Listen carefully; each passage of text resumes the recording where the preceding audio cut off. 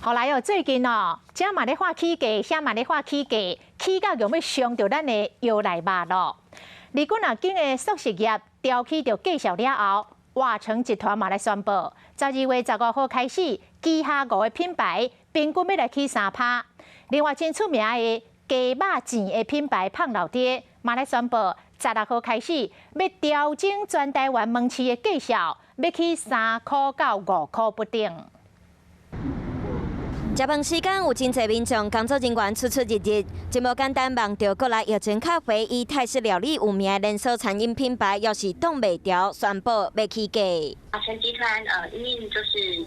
近年来的进口原物料的调整，还有国际运输费用的上升哦，我们是10年来第一次部分品项做这样的一个调幅。以单点菜色来说，部分品项可能会有调整4到20元的幅度。华城泰通集团宣布，因为营运成本，12月15号开始，包括华城、非常泰、大型等5个品牌，部分品项拢要起价，平均起差不多3%。不过，就惊起价，人客都无要去食。